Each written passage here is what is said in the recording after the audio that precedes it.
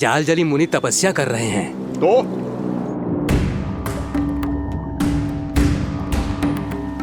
मेरे मत्स्य आखेट के क्षेत्र में इसने तपस्या करने की भूल की है।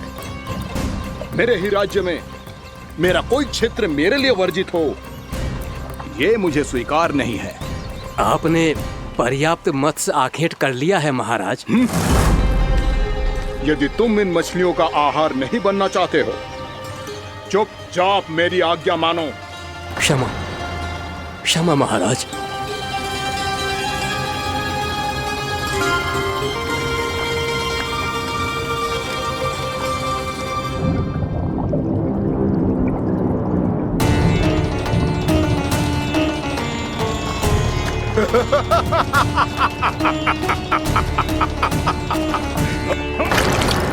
मुनिवर, रक्षा कीजिए, रक्षा कीजिए मुनिवर। हमारे प्राण बचाइए मुनिवर, मुनिवर हमारे प्राण बचाइए।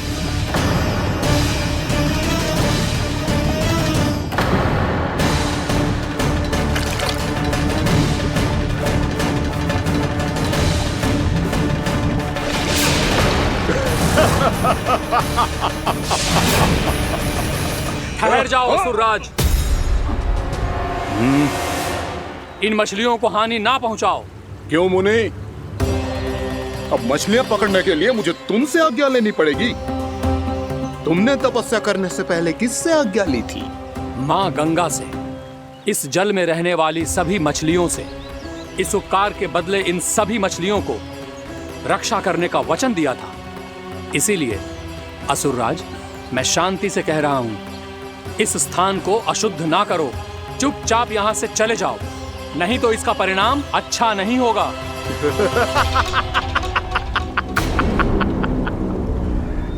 तुम जिन देवताओं की तपस्या कर रहे हो ना मुनि, उन्होंने भी मेरा कुछ नहीं बिगाड़ पाया था, और तुम मुझे धमकी देने का दुस्साहस कर रहे हो।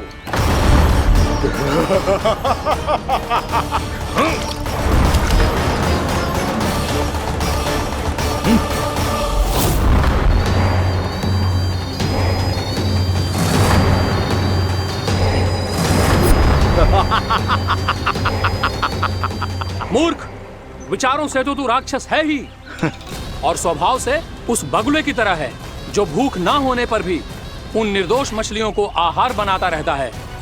इसलिए अभी इसी क्षण से तू वकुला का जीवन जिएगा। ये मेरा श्राप है, ये मेरा श्राप है।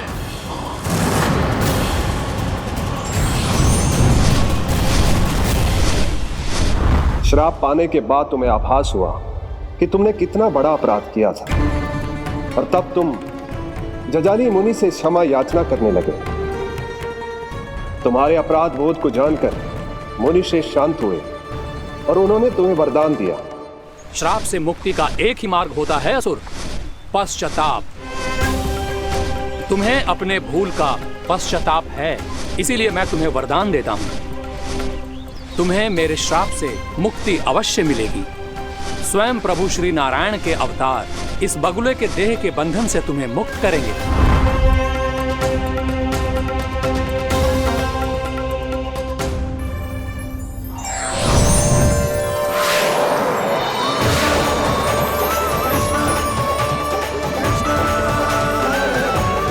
प्रणाम स्वीकार करें प्रभु।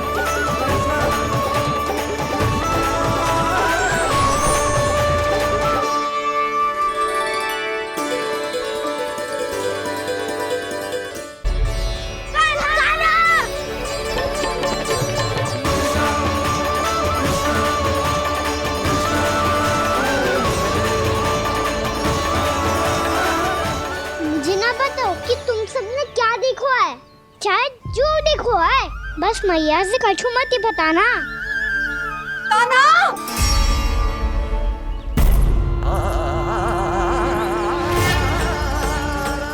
कान्हा! मेरा लल्ला!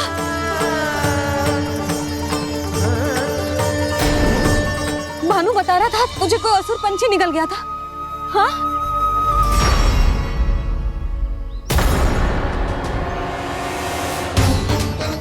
हे नारायण, ये क्या है?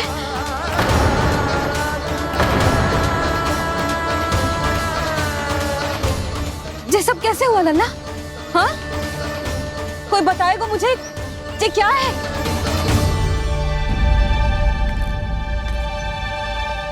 श्रीधामा, मधुमंगल, चिची को सब कुछ बता दो। ये असुर पक्षी मुझे निगलने वाला था रानी भाभी, तभी अंतिम क्षण में कान्हा ने आके मुझे बचा लियो। और ये असुर पक्षी ने कही कि यह है वृंदावन का राजकुमार नंदराज का लल्ला, इसके होते कोई भी वृंदावन वासियों को हानि ना पहुंचा सकते। रानी भाभी, कान्हा ने अपने प्राणों की चिंता ना करी और इस क्रूर राक्षस से भिड़ गयो और इस राक्षस पक्षी ने इसे निगल लियो। इतना पर्याप्त है भोला काका, सब कुछ बताने की आवश्यकता नहीं है। ये सब देख के सारी बालक मंडली इतनी व्याकुल हो गई कि सबने अपने प्राण अर्पित कर दिए और इस असुर पक्षी से कहे कि हमें खा लो और हमारे सखा को छोड़ दो। इन बालकों का पराक्रम देख के सभी देवतागण यहाँ आ गए और उनके हृदय भी पिघल गए और उन्होंने इस राक्षस पक्षी से युद्ध करके इसे मार गिराया। देवताओं के राजा इंद्र के वज्र का प्रहार तो मैंने अपनी आंखों से देखा है ताई जी। और फिर उसके बाद अग्निदेव ने अग्निवस्त्र का प्रहार किया। जय ना काकी, वरुण देव, कार्तिकेय, यमदेव सबने मिलके युद्ध किया इस राक्षस से। कहा था अभी मत बोलना। अरे सब मिलके फंसा दोगे मुझे। भद्रकाली, हमारे शिव शंकर भी आए थे छोटी माँ। जाओ आप भी। बाबा साईता, मुझे लगता है कि ये कान्हा भी इन्हीं देवताओं में से एक है। संभव तो है चीची। स्मरण है, पूतना और तृणावर्त के आक्रमण के समय भी ऐसा ही हुआ था। सभी राक्षस मारे गए थे पर अपने कान्हा को एक खरोच तक न आई थी। हाँ जीजी, मुझे लगता था कि श्री नारायण की विशेष कृपा है हमारे कान्हा पे, पर अब तो देख के लग रहा है कि हमारा कान्हा ही स्वयं श्री नारायण है। या फिर उनका अवतार है ये। अरे बस करो तुम सब, ऐसा कछु ना है। अरे जितनी बात सुनी है उससे तो यही लग रहा है कि कान्हा देवताओं और असुरों की युद्ध के बीच में फंस गया था। उसका इस सब से कोई लेना देना ना है। तो फिर इसके तन पे एक भी खरोच क्यों ना आया नंदराज? हाँ,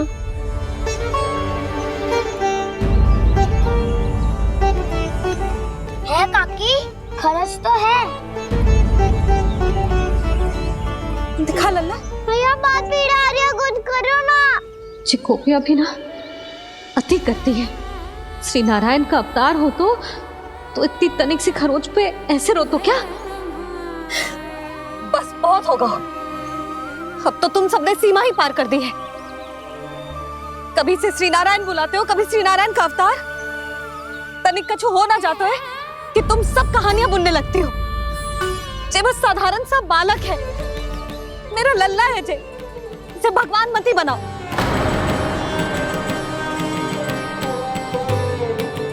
और तू, क्या आवश्यकता थी तुझे यहाँ आने की?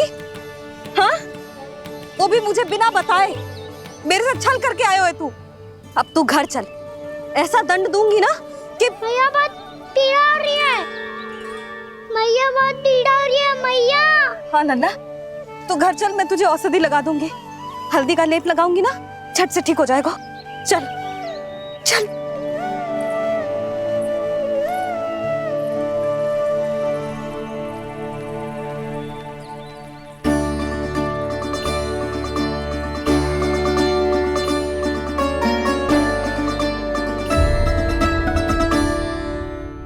बहुत पीड़ा हो रही है मैया।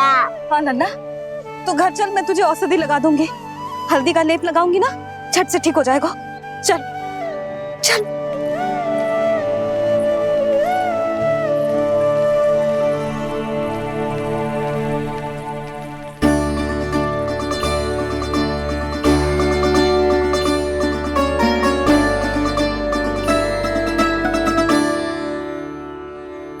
बस लल्ला बस, रोमती, चल चल चल आजा।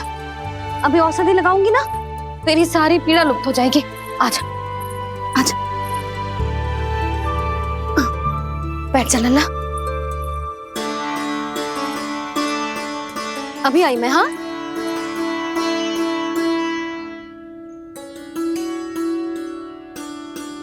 मैया। अरे तो अभी तक रो रो है? क्या कह रही थी सारी गोपियां? बता। के मेरा लल्ला श्री नारायण का अवतार है, दिव्य है, भगवान है। और जो भगवान इतनी छोटी सी चोट पे रोते हैं क्या? इतनी तो लगी भी ना है तुझे जितना तो तू आ ऊ कर रहा है।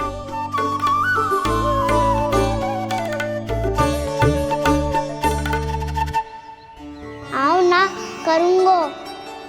आप ऐसे दुलार थोड़ी करोगी। ओहो, वृंदावन का गौपालक जो इतनी छोटी सी चोट पे रोता है ना? गोप बालकों का मुखिया इतनी छोटी सी चोट पे रोता है? मेरा लल्ला तो सबसे शक्तिशाली है, जो इतनी छोटी सी चोट तो क्या बड़े बड़े राक्षसों से भी ना घबराता है। हाँ, एक बार में सबको समाप्त कर देता है कि ना? हाँ मैया, यदि कोई राक्षस वृंदावन की ओर तेरी दृष्टि करके आएगा तो सबसे पहले कान्हा को सुरक्षा में खड़ा पाएगा, फिर चाहे जो पाल बन के आए या बगुला बन के।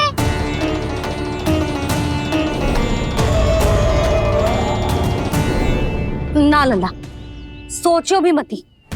वृंदावन की सुरक्षा करना तेरा दायित्व ना है। तुझे और कोई संकट का सामना करने की आवश्यकता ना है। अभी तो मेरी पीड़िता का हरण कर रही थी, अचानक से क्या हो गया मैया को?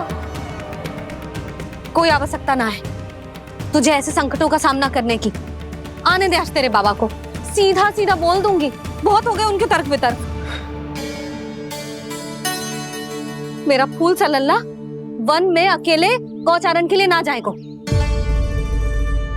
आज बगुले ने निकल लियो, कल कछु और हो जाए तो?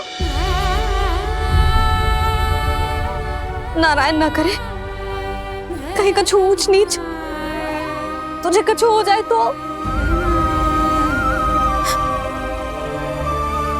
मैं तो जीते जी मर जाऊंगी।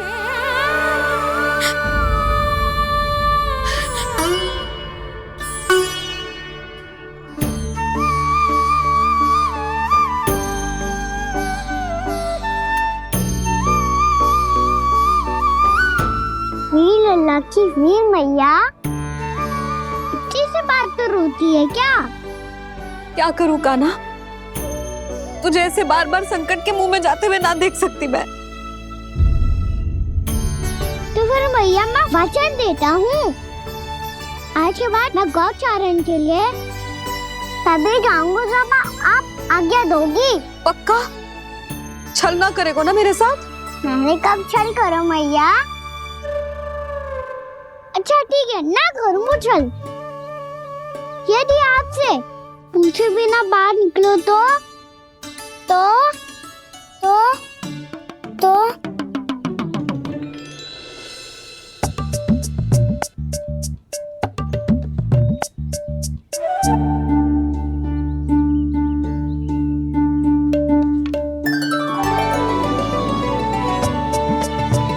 ये रही आपकी छड़ी और ये रही मेरी पीठ। देना तापर तोड़। ठीक है, जब तूने अपना दंड निर्धारित कर ही लियो है तो सोच ले, अब अगर तूने मेरी बात ना मानी तो तोड़ तोड़ छड़ी पड़ेगी। समझ आई?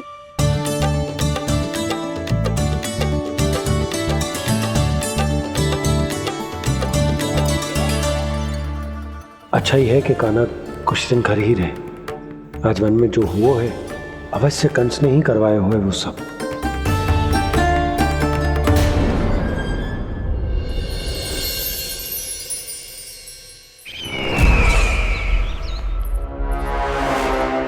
आपका ये धनुष तो सबसे अधिक शक्तिशाली था महाराज। ये कैसे टूट गया? कहीं ये बकासुर की पराजय का संकेत तो?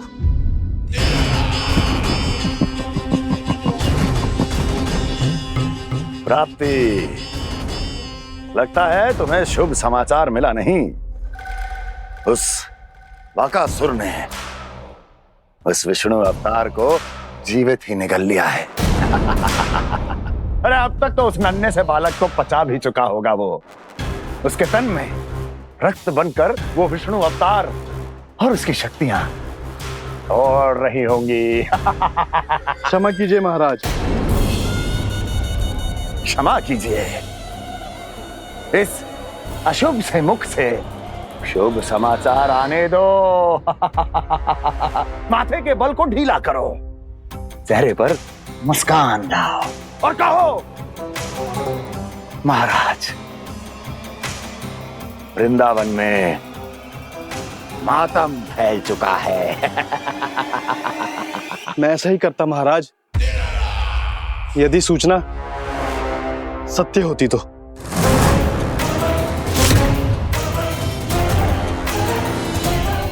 कहना क्या चाहते हो?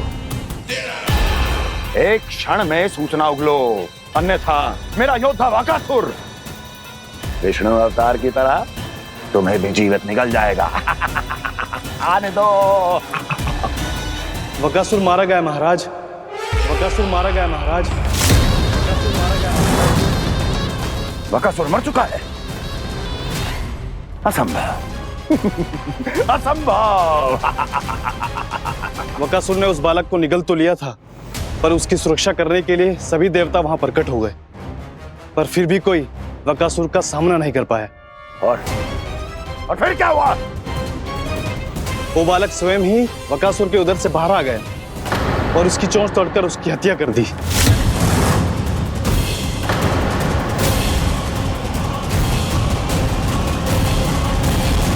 वन में बकासुर की चोंच टूट गई और यहाँ आपका ये धनुष।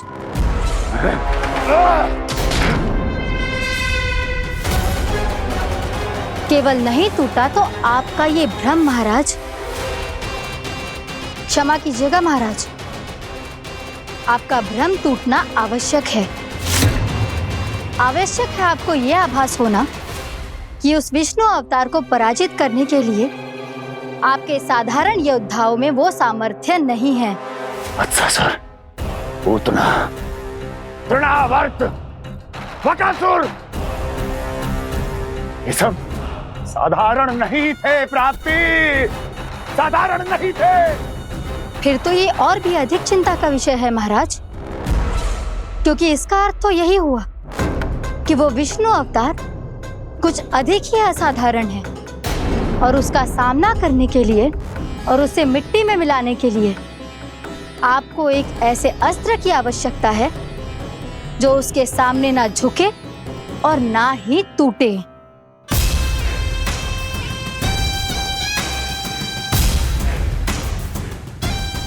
तो फिर मैं ऐसा ही असत्र ढूंढूंगा, चाहे आकाश पाताल एक क्यों ना करना पड़े मुझे, 10 दिशाएं 14 भुवन क्यों ना नापने पड़े मुझे। मैं उस असतर को अवश्य ढूंढ निकालूंगा जो उस विष्णु अवतार के प्राणों की डोरी इस धनुष की तरह तोड़ सके।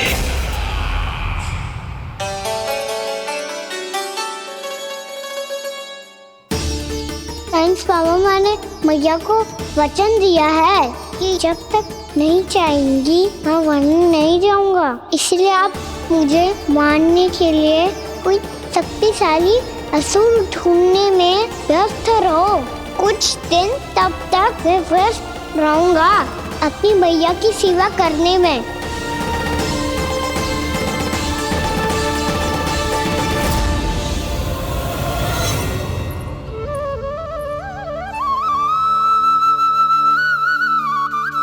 लो मैया, तुलसी जी को चढ़ाने के लिए जल।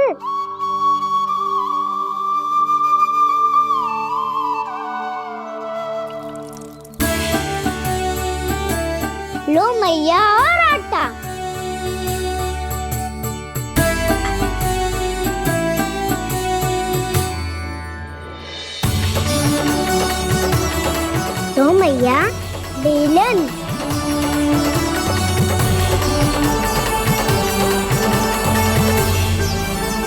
ले तनिक खा ले। ओ मैया, भूख ना लगी है। बिना भूख के खाने से क्या लाभ? और तेरा जब पेट तो कह रहा है कि उसे भोजन चाहिए। और लाभ कैसे ना लल्ला? भोजन का लाभ है ना, तन को पोषण मिलेगो, स्वास्थ्य बनेगो, जे तेरी भुजाओं में शक्ति आ जाएगी ताऊ के जैसी, ताऊ से भी अधिक। तेरे जे केस भी लंबे हो जाएंगे। सच्ची मैया? सच्ची। माप के देख लियो नित्य दिन। तनिक खा।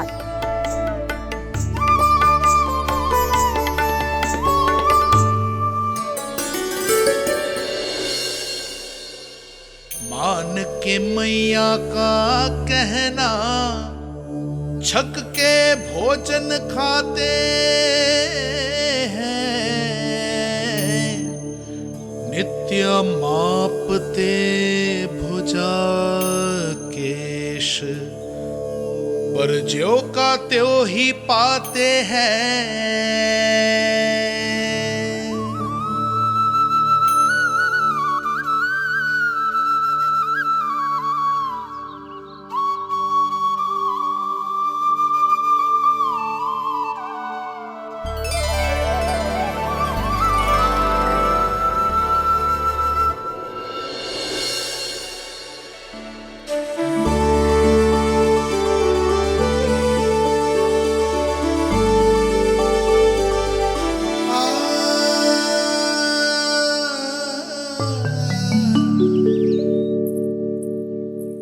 ले लल्ला, फल खा ले। ना, मुझे ना खाने फल वल। क्यों? लंबे केस और शक्तिशाली भुजाएं ना चाहिए? व्यर्थ है ये सब। पिछले 10 दिनों से देख रहा हूँ, ना केस लंबे हुए हैं, ना भुजाएं शक्तिशाली बनी है। 10 दिन में कछु ना होने वाला। 10 सप्ताह ऐसे खाएगो ना, तब जाके कछु बदलाव दिखेगो। समझ आई? चल अब खा ले। वैसे भी मुझे बहुत सारी तैयारियां करनी है आज। इसीलिए मैया? एकादशी के व्रत के लिए लल्ला। सुनो जी, सारी सामग्री आ गई? हाँ, तुमने जो कही थी सब ले आए हूँ।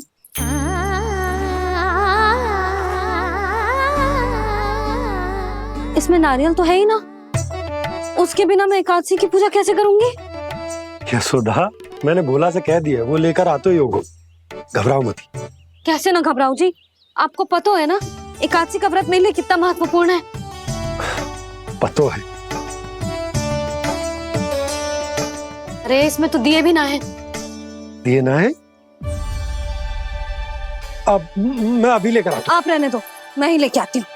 भक्त भोला राम के यहाँ से है? भक्त भोला राम? मेरा अर्थ है कुमार खुला यहाँ के यहाँ से। हाँ हाँ, वो ही।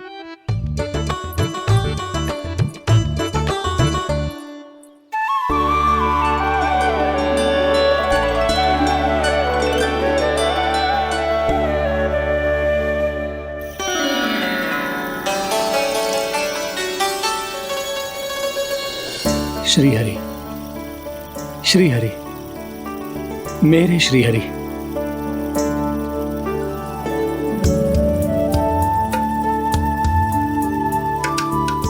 मेरे श्री हरि।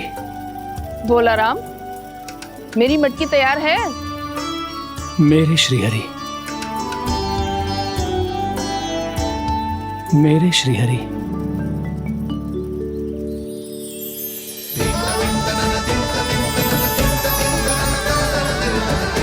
भोला राम,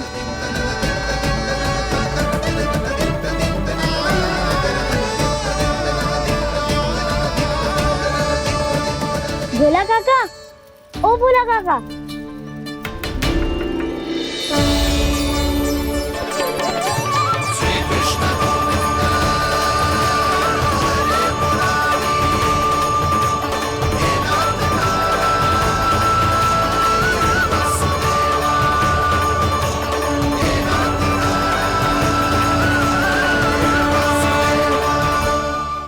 श्री हरि प्रसन्न हो गए। मेरे श्री हरि आ गए, मेरे भगवान आ गए, मेरे श्री हरि आ गए, मेरे भगवान आ गए। मेरे श्री हरि आ गए, मेरे भगवान आ गए, मेरे श्री हरि आ गए, मेरे भगवान आ गए, मेरे भगवान आ गए, मेरे घर मेरे भगवान आ गए।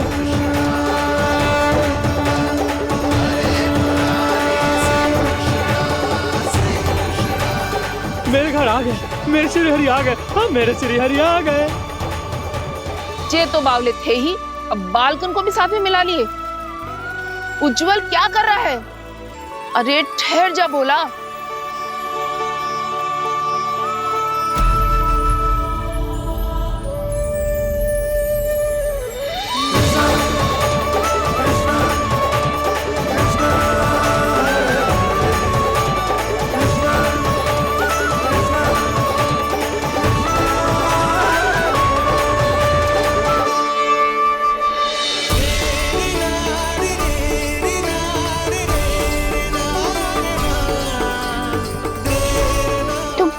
बुलाओ, आएंगे हरी भी।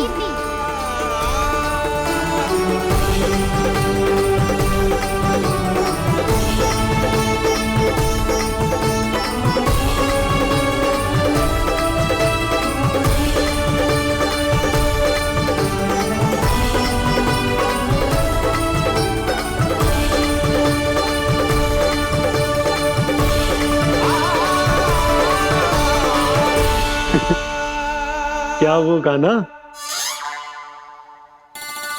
किसकी धुन में झूम रहा तू? निर्मल निशा भक्ति की धुन में।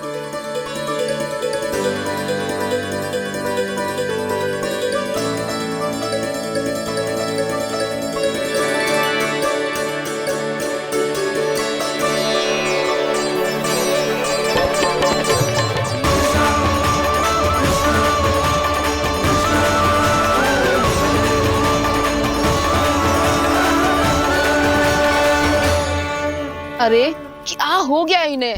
पावले हो गए हैं क्या? ठहरो, कोई आवश्यकता ना है ऐसे बावलों की तरह नाचने की।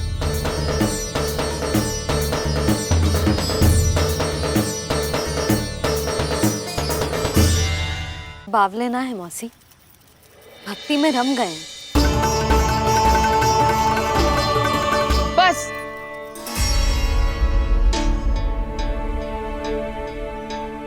हम सब कब से खड़े हैं यहाँ, पर तुम्हें कुछ ध्यान ही रहा है।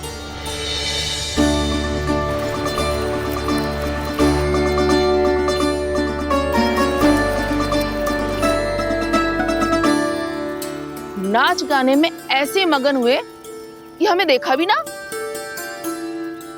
मुझे नाचते हुए देख मेरे श्री हरि को इतना आनंद आ रहा था कि मैं अपने आप को रोक नहीं सका।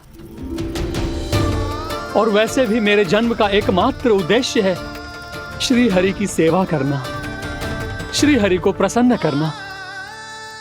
तुम बावले हो भोलाराम, या हमें बावला बना रहे हो? श्री हरि और तुम्हें देख रहे हैं? हाँ, अभी वो यहीं थे, देख रहे थे। भोला काका, आपने भी ना अति कर दी। अब हमें भी बताओ तनी, कहाँ थे श्री हरि?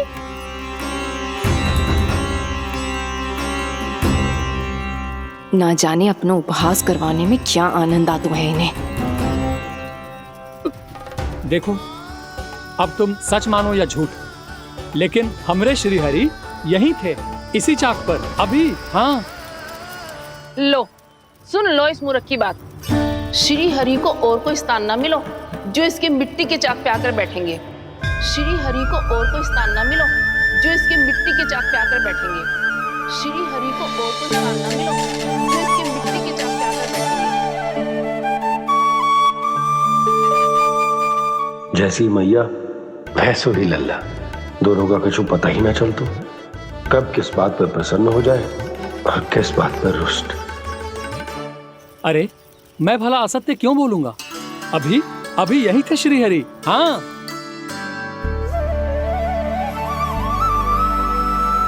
हाँ, जैसे श्री हरि को तो कोई कार्य है ही ना, वो तो आतुर होके बैठे रहते हैं कब तुम हरि हरि बुलाओ और वो दौड़े चले आए। भगवान तो भक्तों के पास आने के लिए सदैव आतुर रहते हैं, बल्कि सत्य तो यह है कि भक्तों के मन में ही निवास करते हैं भगवान।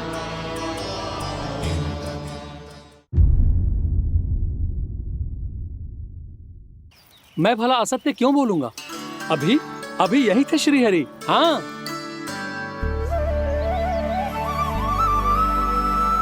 हाँ, जैसे श्री हरि को तो कोई कार्य है ही ना। वो तो आतुर होके बैठे रहते हैं, कब तुम हरि हरि बुलाओ और वो दौड़े चले आए। भगवान तो भक्तों के पास आने के लिए सदैव आतुर रहते हैं, बल्कि सत्य तो यह है कि भक्तों के मन में ही निवास करते हैं भगवान। भगवान तो भक्त के पास आने के लिए सदैव ही आतुर रहते हैं शंकरी मौसी। बल्कि सच्ची बात तो ये है कि भगवान हमारे मन में ही निवास करते हैं। कम से कम तू तो इसे बढ़ावा मत दे जशोदा। जब देखो जब हरि नाम की रट लगाए रहते है। हरि बोलते बोलते ऐसो बावलो होता है कि सारा कार्य भूल जाता है। 2 दिन से अपनी मटकी के लिए चक्कर काट रही हूँ। अभी तो एक चक्कर और लगाना होगा आपको। आपकी मटकी तैयार हो गई है, अभी लाता हूँ।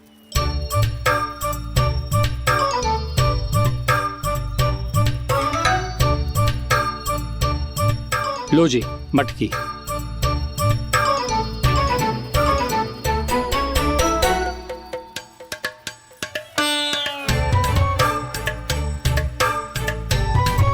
इस कच्चे मटके का क्या करूं मैं?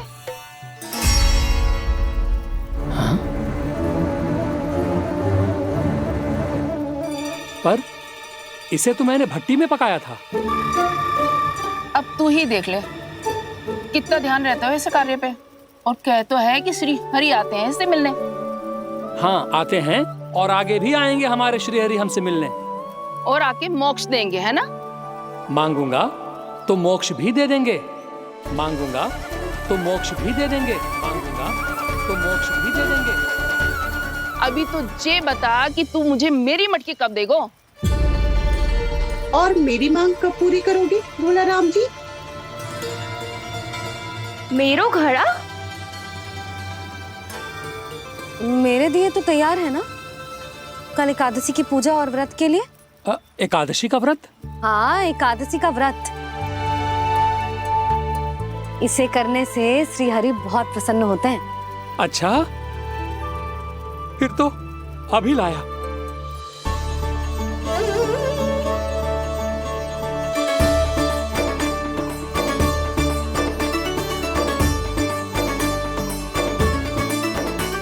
लो जी आपके दिए।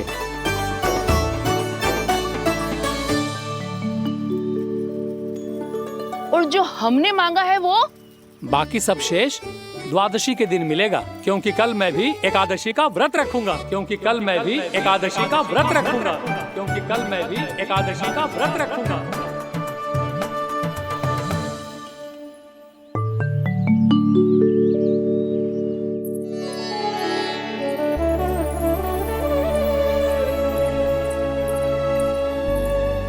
जानकी, फूलों का प्रबंध हुआ कि ना?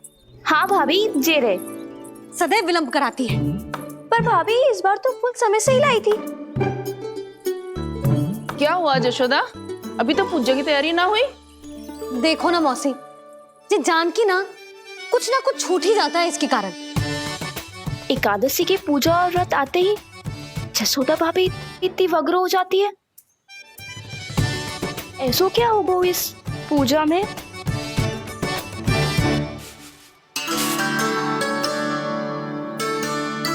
ये थाली में रोली चंदन रखने से, दिया जलाने से के होगो?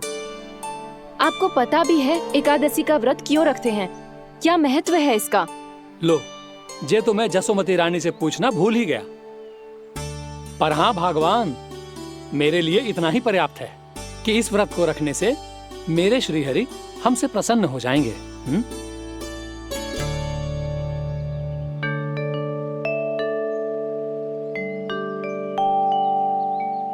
नारायण ही जाने ऐसे कैसे पूजा करते हैं जे श्री हरि की एक मूर्ति तक ना है इनके पास।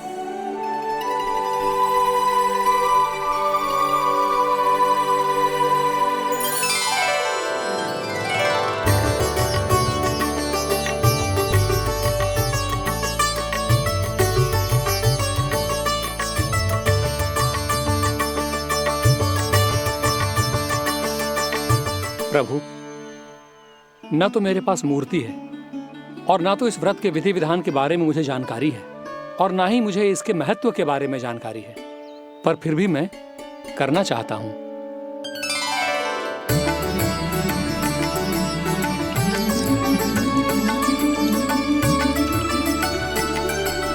इसीलिए मैं दृढ़ संकल्प लेता हूं,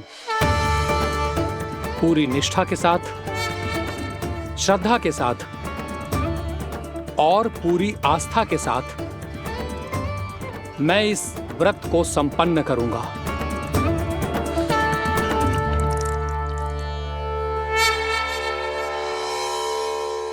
हम संकल्प लेते हैं कि एकादशी के व्रत को पूरी निष्ठा के साथ संपन्न करेंगे।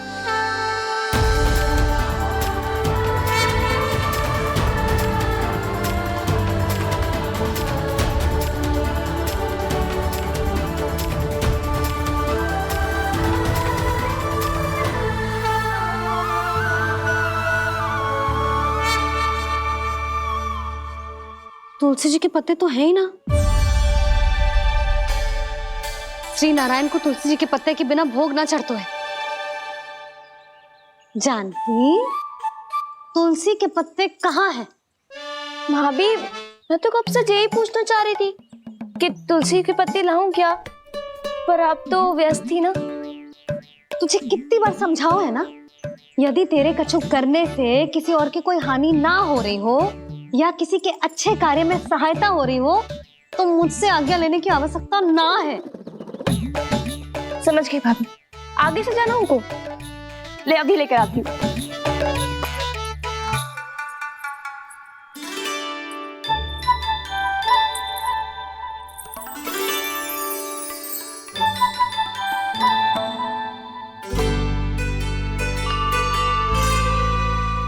ताऊ, आपने पहले ये व्रत करो है? आपको इसका महत्व पता है? भाभी चलो। जानकी, तुमने ये व्रत करो है, फिर तुमको इसका महत्व पता है? सुमति जी, आपको पता है इसका महत्व? कान्हा, क्यों तंग कर रहे हो सबको? मैया, सबने करो ये व्रत, मुझे भी करना है।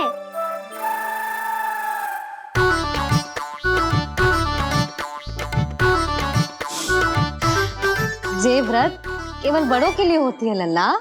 जब आप ये व्रत कर सकती हो, बाबा कर सकते हैं, ये सारी गोपियां कर सकते हैं, वो भी कर सकते हैं, तो मैं क्यों ना कर सकता? क्योंकि तू कल तक भूखा ना रह पाएगा लल्ला। जब भक्त रह सकते हैं, फिर मैं क्यों नहीं रह सकता? मेरा अर्थ है कि नारायण के भक्त मैया। मैया, मान जाओ ना, मुझे करने दो ना ये व्रत। अपनी लल्ला पे आप विश्वास ना है आपको? विश्वास है। अच्छा ठीक है, तू भी कर ले।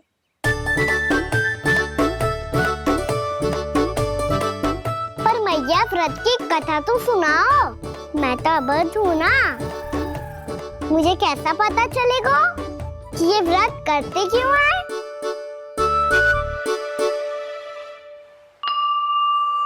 प्रभु, मुझ अबोध को कैसे पता चलेगा कि इस व्रत का क्या विधि विधान होता है और क्यों रखा जाता है और इसका महत्व क्या होता है? मुझे तो आप ही बता सकते हैं प्रभु। जब व्रत कर रहे हैं तब उसका महत्व भी पता होना चाहिए ना। बताओ ना मैया, क्यों रखते एकादशी का व्रत? इसके लिए तो तुझे एकादशी की कथा सुननी होगी। सुनेगो ना?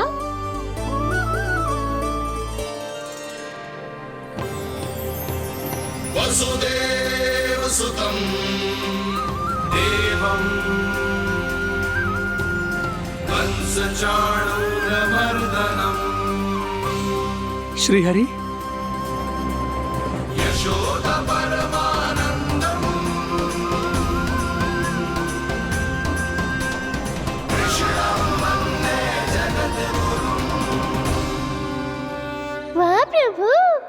अपने भक्तों को एकादशी व्रत का महत्व समझाने का अच्छा उपाय खोज निकाला है आपने।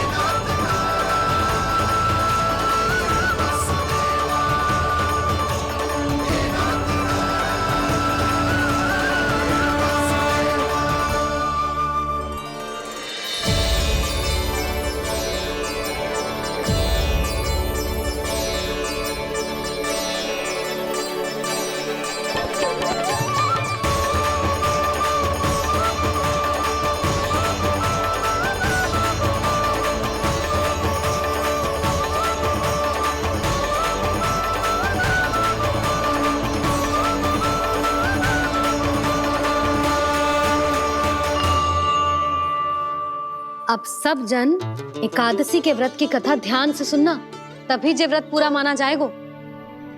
समझो लल्ला।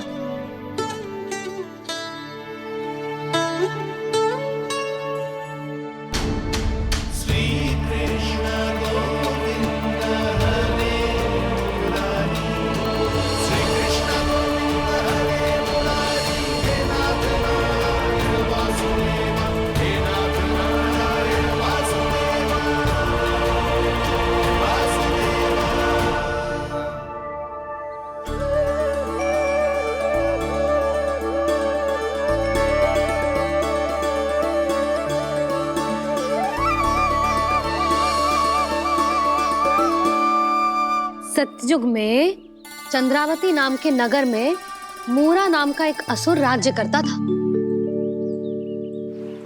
ओम ब्रह्मदेवाय नमः। ओम ब्रह्मदेवाय नमः। ओम ब्रह्मदेवाय नमः। ओम ब्रह्मदेवाय नमः।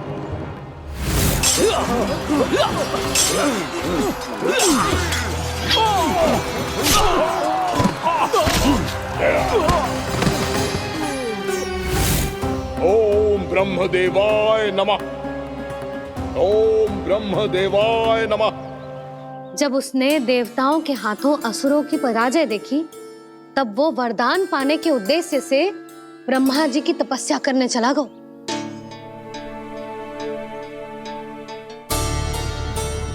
शीघ्र ही मूरा की तपस्या सफल हो गई और ब्रह्मदेव जी उससे प्रसन्न हो गए। ओम ब्रह्मदेवाय नमः। ओम ब्रह्मदेवाय नमः। ओम ब्रह्मदेवाय नमः। ओम ब्रह्मदेवाय नमः।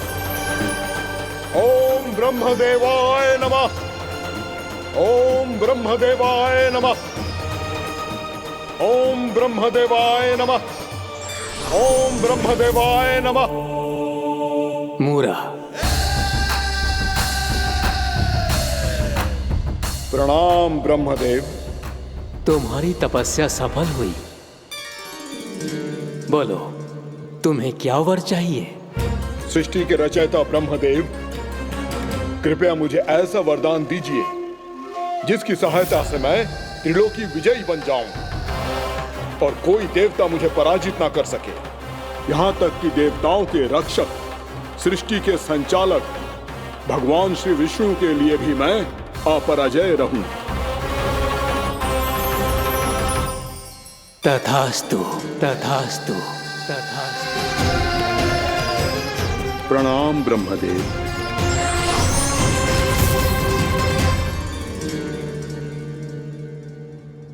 ऐसा वरदान पाकर मूरा बहुत अभिमानी होगा।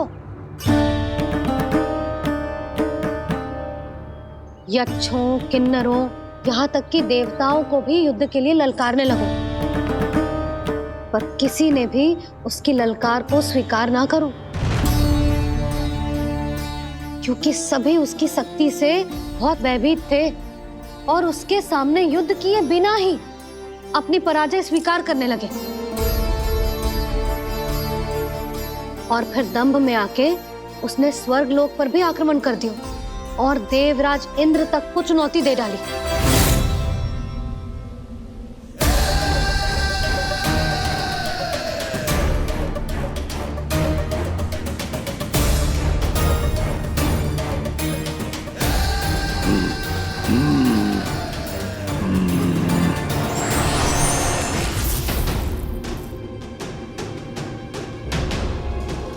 मैं प्रतीक्षा कर रहा हूं देवराज।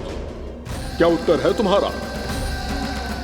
मुझसे युद्ध करोगे या फिर बिना लड़े ही पराजय स्वीकार कर मेरे अधीन हो जाओगे और सौंप दोगे मुझे अपना ये स्वर्ग लोक? सारी शक्ति तुम्हारे मुख में है या कुछ बाहुबल भी है तुम्हारे पास? मैं तुम्हारी चुनौती स्वीकार करता हूं मूरा।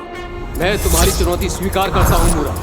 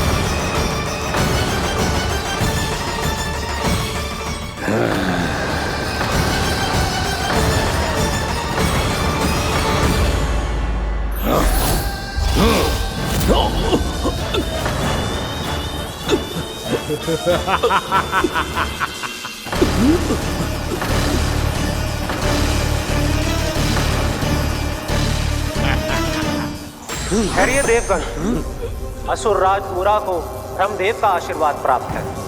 आप में से कोई भी इन्हें पराजित नहीं कर पाएगा।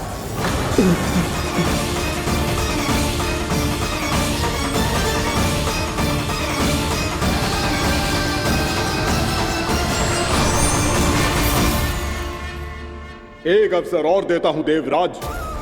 युद्ध या अधीनता, क्या उत्तर है तुम्हारा देवराज?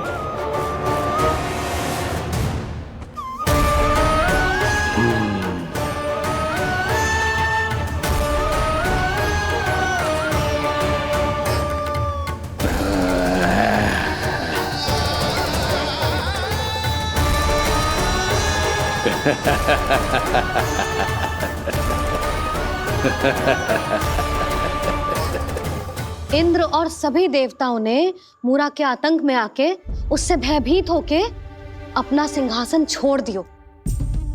अब मूरा स्वर्ग का अधिपति बन गयो और शीघ्र ही उसने अन्य सभी असुरों को स्वर्ग में निवास करने के लिए आमंत्रित कर दियो। और इस प्रकार से वो धीरे धीरे तीनों लोकों का सम्राट बन गयो। उसे किसी ने रोका नहीं मैया? ना लल्ला, इतना साहस किसी में था ही ना। और फिर ये निश्चित करने के लिए कि भविष्य में किसी और असुर की मृत्यु ना हो, वो यमराज पे भी विजय प्राप्त करने के लिए यमलोक की ओर प्रस्थान कर दियो। वो तो अपने आप को और सभी असुरों को अमर बनाना चाहता था। पर देवता और यमराज भी उसकी ये योजना समझ गए थे। इसीलिए उसके आने से पहले ही सारे देवताओं ने श्री नारायण से सहायता के लिए गुहार लगाई। अब केवल आप ही कुछ कर सकते हैं प्रभु। अभी तो मूरा केवल त्रिलोक का स्वामी है, और यदि उसने यमलोक भी जीत लिया तो वो जीवन को ही नियंत्रित नहीं करेगा प्रभु, वो मृत्यु का भी स्वामी हो जाएगा। ऐसे में पहले सृष्टि का संतुलन तो नष्ट होगा प्रभु, और फिर स्वयं सृष्टि ही नष्ट हो जाएगी। ऐसा नहीं होगा यमदेव, नियति ऐसा होने ही नहीं देगी। विधि रचेगी खेल और मैं बनूंगा माध्यम। असुर राज मूरा का सामना मैं करूंगा। बस आप मुझे चुनौती देने के लिए उसे तैयार कर लीजिए, चाहे उसके लिए आपको साम दाम दंड भेद कोई भी उपाय क्यों ना अपनाना पड़े।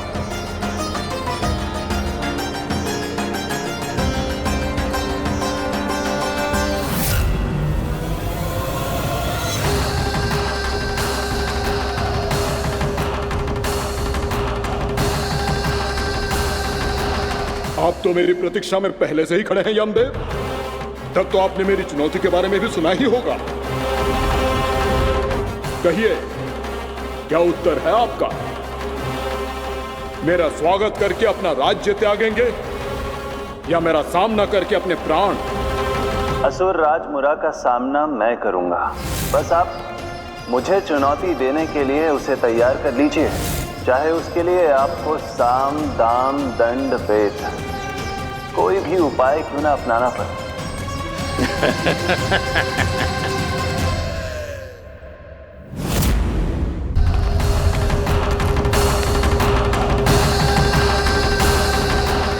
आप तो मेरी प्रतीक्षा में पहले से ही खड़े हैं यमदेव। तब तो आपने मेरी चुनौती के बारे में भी सुना ही होगा। कहिए, क्या उत्तर है आपका? मेरा स्वागत करके अपना राज्य त्यागेंगे या मेरा सामना करके अपने प्राण? हे असुर श्रेष्ठ, मैं आपकी अधीनता स्वीकार करने के लिए तैयार हूं। बस एक विनती है मेरी। शर्त को विनती का नाम देकर पहलाना चाहते हो मुझे यमराज? असुर राज मूरा के सामने शर्त रख पाओ, इतना सामर्थ्य नहीं है तुम में। इसका आभास है मुझे असुरराज, पर मैं आपकी अधीनता स्वीकार करूं इससे पहले आपको स्वामी धर्म का पालन करना होगा। मेरे पुराने स्वामी के क्रोध से मेरी रक्षा करनी होगी आपको। कौन है तुम्हारा पुराना स्वामी? भगवान श्री नारायण। और छोटी माँ मूरासुर को तो श्री नारायण से भी रक्षा का वरदान प्राप्त था ना? यही तो श्री नारायण की लीला थी बलराम। पर वो राक्षस अपने दम में जे समझ ही ना पाओ कि वो क्या भूल करने जा रहे है, और पहुंच गो भगवान श्री नारायण को चुनौती देने के लिए।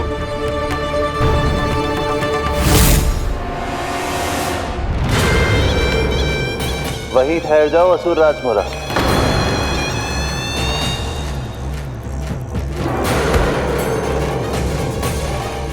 यहाँ क्यों आए? आपको पराजित करने और ये वैकुंठ जीतने,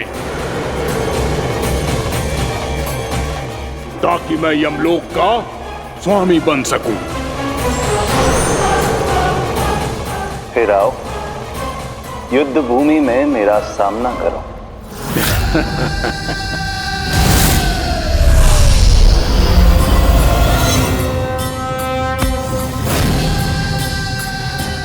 ये नहीं जानते कि इनसे ना हारने का वरदान तो मैं पहले ही प्राप्त कर चुका हूं, इसलिए युद्ध ठीक से आरंभ हो पाए उससे पहले ही इन्हें जीत लूंगा मैं।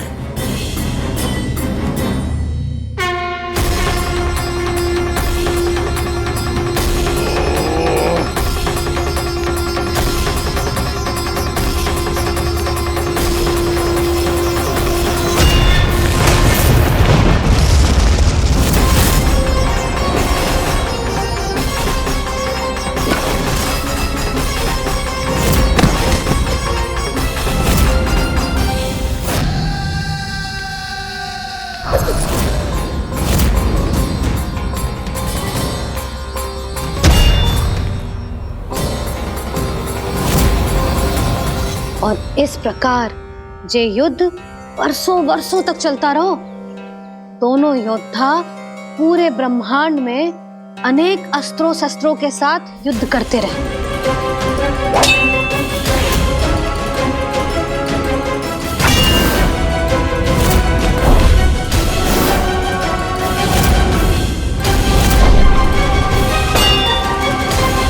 फिर क्या हुआ मैया?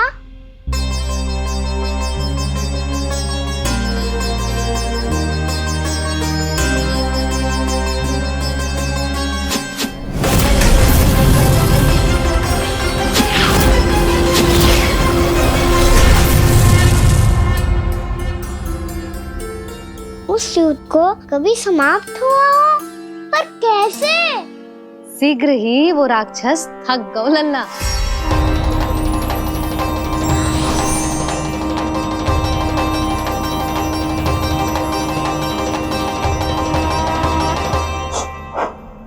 खड़े खड़े देख क्या रहे हैं नारायण? आक्रमण कीजिए, वध कर दीजिए मेरा।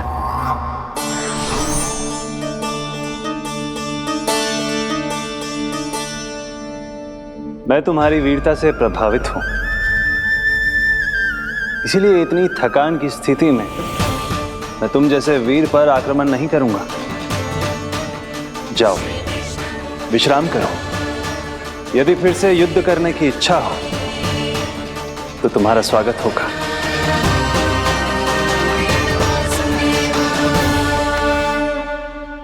जे कह के श्री नारायण बद्रिका आश्रम चले गए और वहां हिमवत नाम की एक कंदरा में ध्यान लगा के बैठ गए। उधर वो राक्षस विश्राम करने लगो। अनेकों दिन बीत गए और अब वो राक्षस मूरा फिर से स्वस्थ होके बलवान हो गया था। उसने अपनी सारी शक्ति फिर से प्राप्त कर ली थी। श्री नारायण ने उस पर दया करी थी, पर वो फिर से श्री नारायण को छलने को तैयार होगा।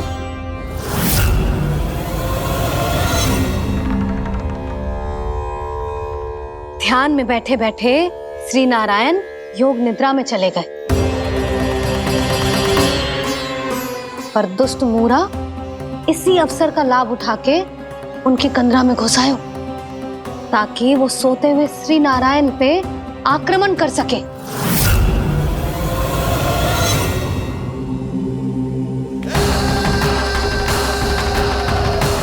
आज इस लंबे युद्ध को जीतकर अपने इस अंतिम शत्रु का भी अंत कर दूंगा मैं।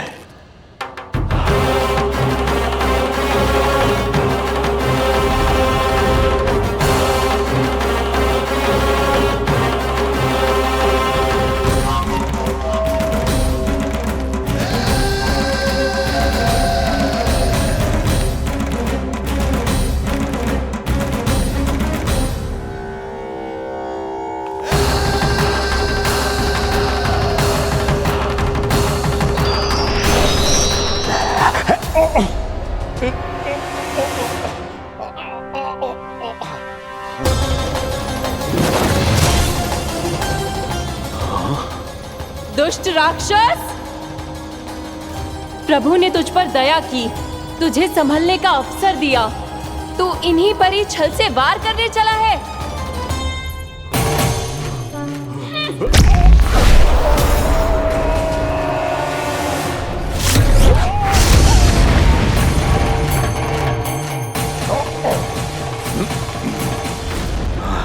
मैं अजय हूँ, मुझे कोई पराजित नहीं कर सकता। ब्रह्मा का वरदान है मुझे। तूने नारायण से अपराजय होने का वरदान मांगा था मूर्ख। उनकी शक्ति से नहीं, ध्यान से देख। मैं तेरी मृत्यु हूँ, मृत्यु।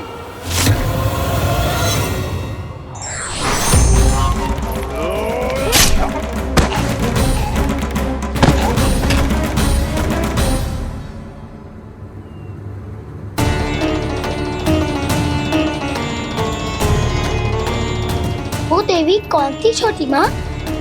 और कौन बलराम, वही तो थी देवी एकादशी।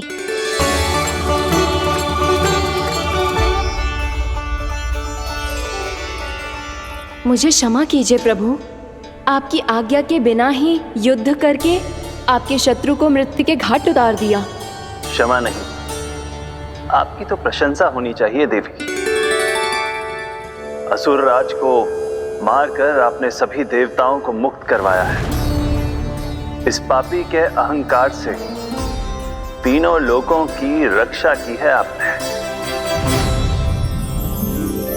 आप एकादशी की तिथि पर मेरी एकादश इंद्रियों से उत्पन्न हुई हैं। इसीलिए मेरे सभी भक्त आपको उत्पन्न एकादशी के नाम से जानेंगे। सभी तिथियों में आपका स्थान सर्वश्रेष्ठ होगा। जिस तरह आपने राक्षस के आक्रमण से मेरी रक्षा की है, उसी प्रकार एकादशी के दिन व्रत करके जो भी भक्त आपकी कथा सुनेगा, मैं स्वयं उसकी रक्षा करूंगा। जो आपकी पूजा करेगा, उसे मेरी विशेष कृपा प्राप्त होगी और उसके साथ साथ उसे मिलेगा धन, सिद्धि और मोक्ष।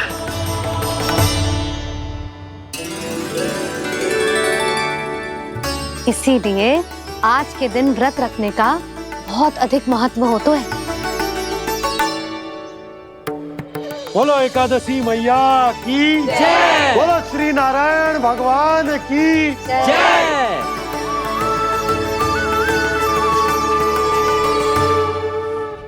प्रभु की कृपा से एकादशी का महत्व भी पता चल गो और मेरा व्रत भी सफल होगो।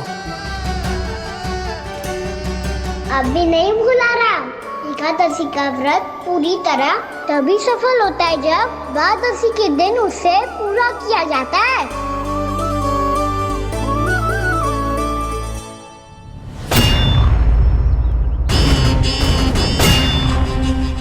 आवश्यक है आपको यह आभास होना कि उस विष्णु अवतार को पराजित करने के लिए आपके साधारण योद्धाओं में वो सामर्थ्य नहीं है।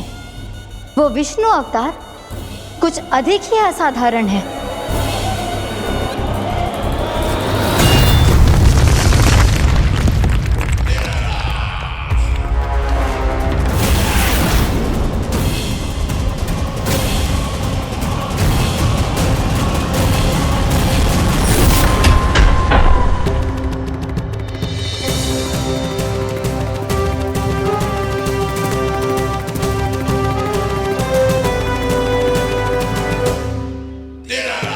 अब मैं दिखाऊंगा उस विष्णु अवतार को असाधारण शत्रु क्या होता है।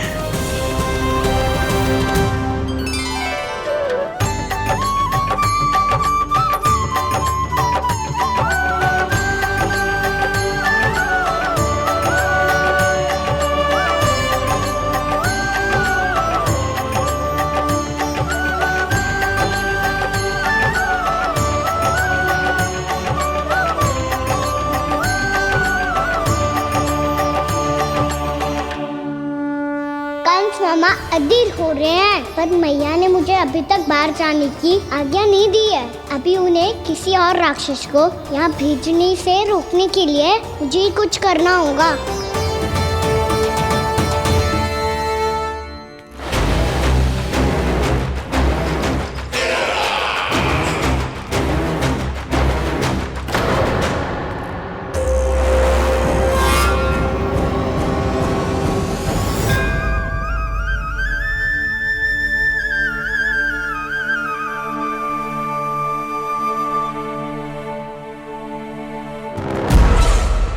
कौन हो तुम? बचपन से ही मुझे मारने का सपना देख रहे हैं, सिर्फ मुझे ही नहीं पहचानते।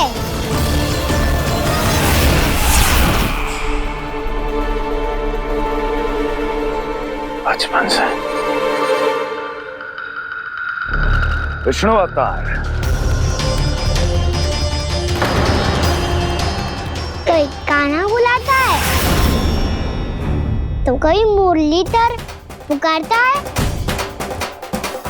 कोई माखन चोर कहता है, कोई कहता है चिच्चोर। पर विष्णु अवतार इस नाम से तो बस आप ही मुझे बुलाते हो मामा जी। इतना साहस, ये तो यहाँ आ गया है।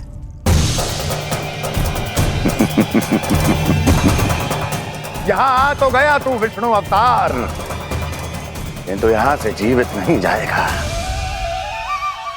तेरे शीश को तेरे धड़ से अलग कर दूंगा मैं।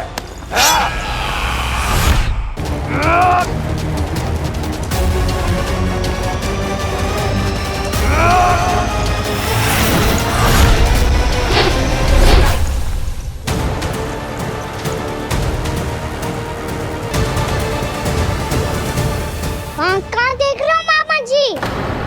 मैं तैयार हूँ।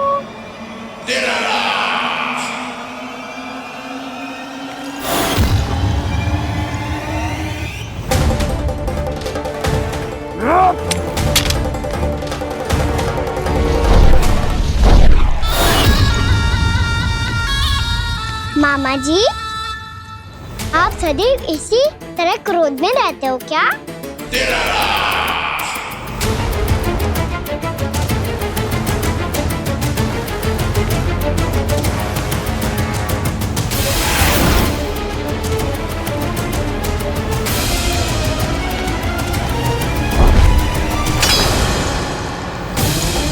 छोड़, छोड़ मेरी तलवार को।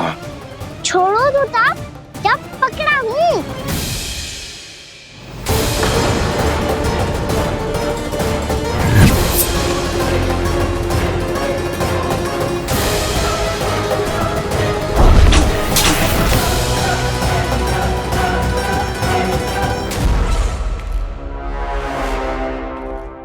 मामा जी,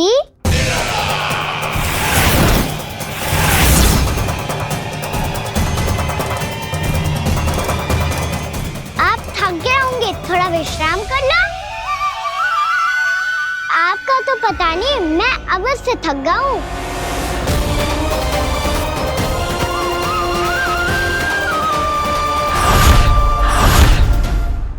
मेरे सिंहासन पर बैठने का तो साहस।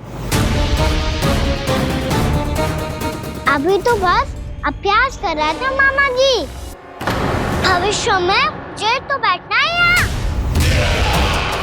आपने बल प्रयोग करके से अपने पिताजी से छीना था, मैं आपसे छीन लूंगा। जो छल और बल से लिया जाए वो अधिक समय तक टिकता नहीं है मामा जी।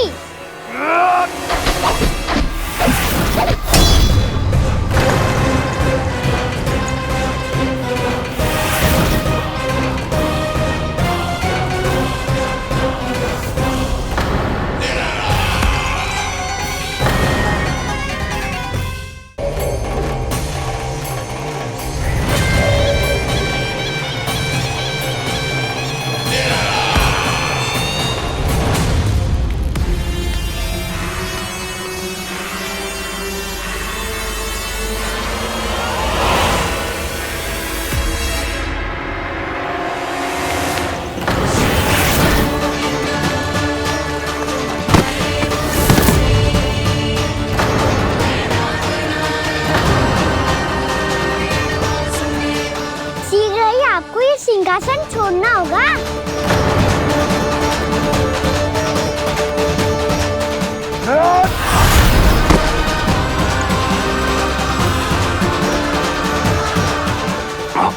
वो मेरा सिंहासन छीनना चाहता। वो आ रहा है, वो आ रहा है। सैनिकों! दुर्जन, बंद कर दो सभी द्वार और झरों के, सब के सब। इसकी हर संभावना पर इतना कड़ा पहरा बिठा दो कि ना तो कोई महल के भीतर आ सके, ना कोई बाहर जा सके। मुझे महल की चप्पे चप्पे की सूचना चाहिए। जाओ।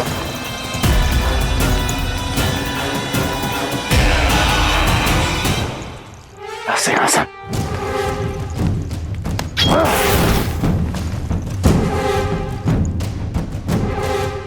अब आ, दुष्ट मायावी, ए छलिया विष्णु अवतार, मैं कंस तेरी प्रतीक्षा कर रहा हूँ। देखता हूँ मेरे सिंहासन पर कैसे बैठता है तू। मुझे तो बस कुछ समय चाहिए था, वो मिल गया। अब करते रहिए आप प्रतीक्षा।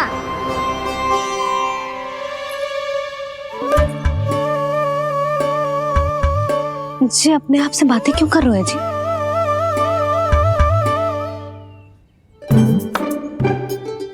आप मुस्कुरा क्यों रहे हो? ना कचू ना। बताओ क्यों मुस्कुरा रहे हो? तुम ही पर गए हैं जी। जब तुम व्रत करती हो तो तुम भी ऐसा ही करती हो। इसी प्रकार भूख अधिक लगने पर अपना ध्यान भटकाने के लिए स्वयं से ही बड़बड़ाती रहती। होगा। आपको तो बस मेरा उपहास उड़ाने के लिए बहाना चाहिए।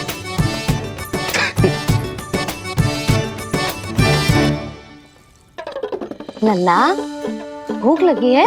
ना मैया, व्रत करे तो भूख कैसे लगेगी?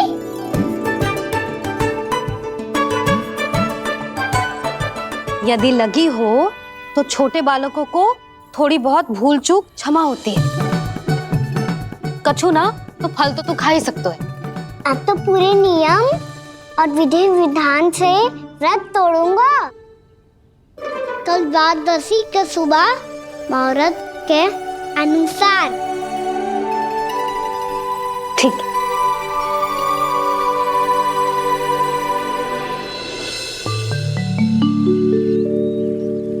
लल्ला, एकादशी समाप्त हो गई है, द्वादशी लग गई है। अब तू व्रत तोड़ सकते है। भोजन कर ले। ले।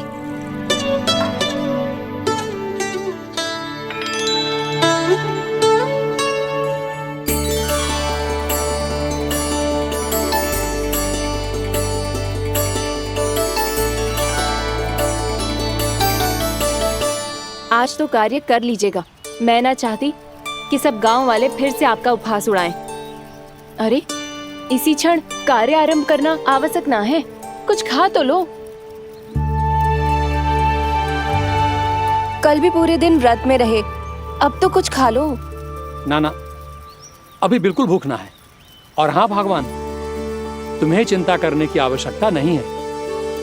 आज मैं किसी को भी 2 शब्द कहने का अवसर नहीं दूंगा। अरे कुछ खाओगे पियोगे नहीं तो कैसे रहोगे?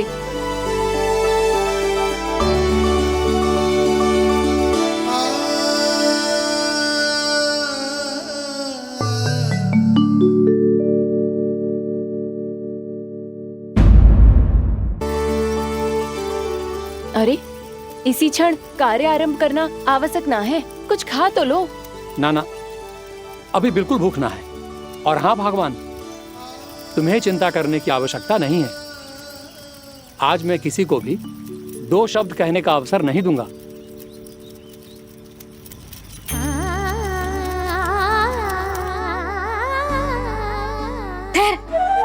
मैं तेरे लिए मट्ठा लेके आती हूँ।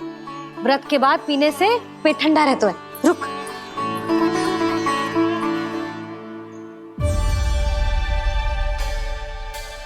भक्तों ने अभी तक व्रत नहीं तोड़ा है, मैं कैसे तोड़ लूं? भूख कहाँ से होगी? श्री हरि नाम से पेट तो भर लेते हो। श्री हरि श्री हरि श्री हरि।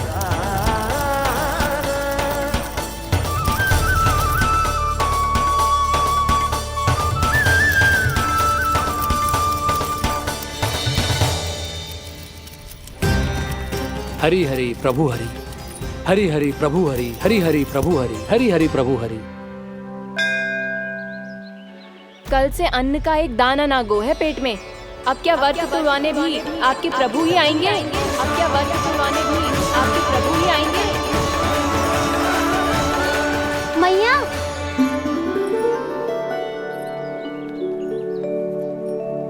मैया पहले व्रत तोड़ के कच्चू खा तो लो। अभी ना, लौट के आने के बाद। हाँ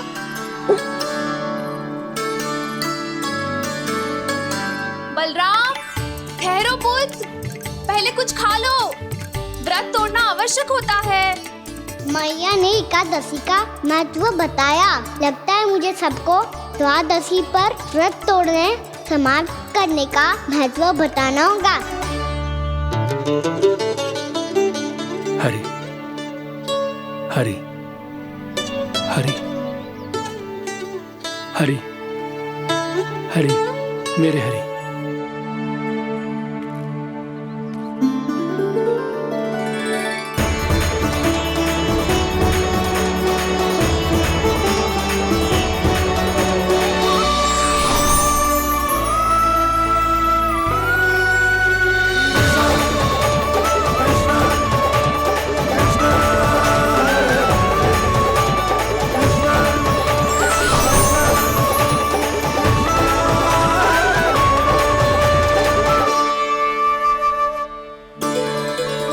अभी अभी तो मैंने बच्चों की माँ को वचन दिया था कि आज किसी को शिकायत करने का अवसर ना दूंगा, और अब मैं प्रभु श्री हरि की कल्पना जसोमती रानी के लल्ला में ही करने लगा। ना, ये ठीक ना है।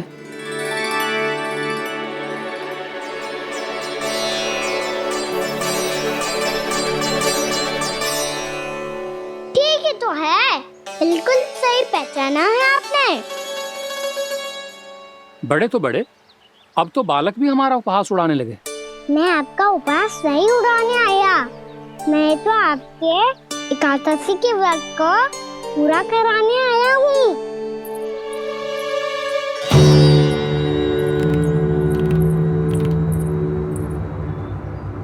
कान्हा,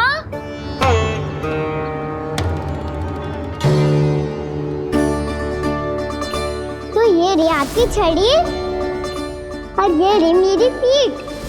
सेक बिना तापर तोड़। आज तो इसकी पीठ सेक के रहूंगी मैं। मैया घर पे भूखी मुझे ढूंढ रही होगी। लो आज द्वादशी के दिन पहले प्रहर में भोजन करके अपना एकादशी का व्रत पूरा करो आप। धन्यवाद राजकुमार, पर अभी हमें भूख नहीं है। बहुत सारा काम पड़ा है और अभी थोड़ी ही देर में शंकरी बहन भी अपनी मटकी लेने आती होंगी।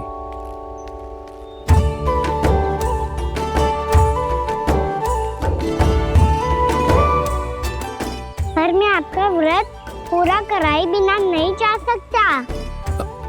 भला क्यों? भक्त भूखा रहे और भगवान खा ले, ऐसा हो सकता है भला?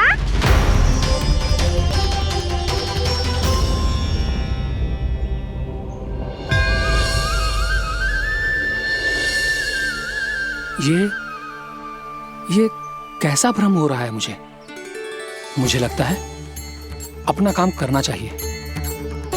एकादशी के पहले प्रार में व्रत पूरा करना बहुत आवश्यक होता है, ना तो एकादशी का व्रत भी पूरा ना मानो जातो। इतनी सारी ज्ञान की बातें तुम्हें कैसे पता है लल्ला?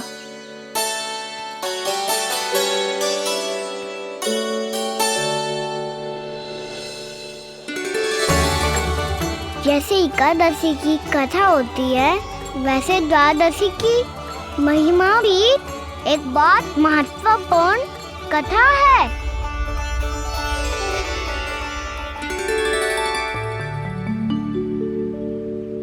कैसी कथा? बिल्कुल सही समय पे आई हो आप, क्योंकि आपको ये कथा आपको अवश्य सुननी चाहिए।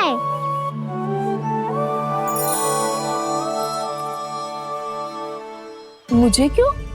पहले सुन तो लिया, फिर स्वयं ही पता चल जाएगा। बहुत समय पहले एक राजा हुआ करते थे, राजा अम्बरीश। भगवान श्री हरि के बहुत बड़े भक्त थे।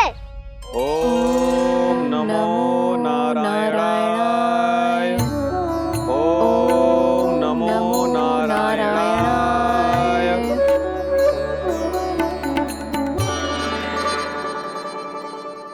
नेक पुण्य के काम करते थे वो। अपनी पत्नी के साथ हरि का नाम जपते रहते थे। उन्होंने 12 माह एकादशी का व्रत करो निर्जल पास किया, और जब उनकी 12वीं एकादशी का व्रत द्वादशी के दिन तोड़ने का समय हुआ, तभी महर्षि दुर्वासा अपनी 100 शिष्यों के साथ उनके महल में पधारे।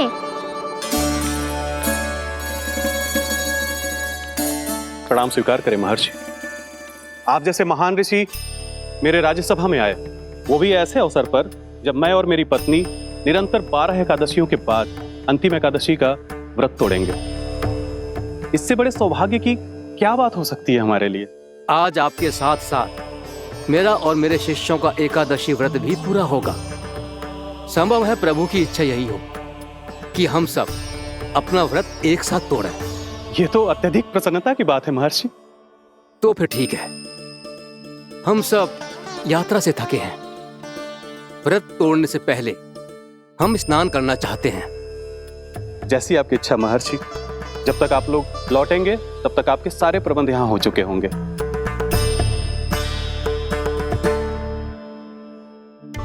महर्षि दुर्वासा स्नान करने गए थे, पर उन्हें लौटने में विलंब हो रहा था, और इधर द्वादशी पर व्रत पूरा करने का मुहूर्त बीता जा रहा था। महाराज अम्बरीश बड़ी विरगता के साथ महर्षि दुर्वासा के लौटने की प्रतीक्षा कर रहे थे।